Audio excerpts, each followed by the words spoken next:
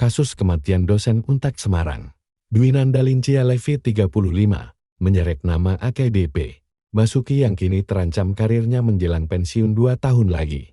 Basuki akan menjalani sidang kode etik atas dugaan pelanggaran berat terkait kematian Levi, sekaligus dugaan pelanggaran kesusilaan, karena menjalin hubungan gelap dengan korban sejak tahun 2020. Padahal ia masih memiliki istri dan anak. Basuki menjadi sorotan karena merupakan orang pertama yang melaporkan kematian Levi, sekaligus orang terakhir yang bersama korban di kostel tempat. Levi ditemukan tak bernyawa pada 17 November tahun 2025. Tubuh Levi ditemukan tak wajar di lantai kamar, memunculkan tanda tanya besar tentang penyebab kematiannya. Polda Jateng menegaskan, sidang kode etik segera digelar dan dapat berujung pada sanksi berat mulai dari penundaan pangkat hingga pemecatan PTDH.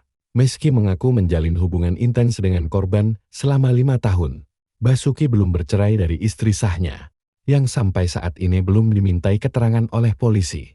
Kini, Basuki menjalani pemeriksaan mendalam sebagai saksi kunci sekaligus pihak yang diduga memiliki keterkaitan etik maupun pidana dalam kasus kematian misterius dosen muda tersebut. Karir, keluarga, dan integritasnya sebagai perwira Polri berada dalam sorotan publik.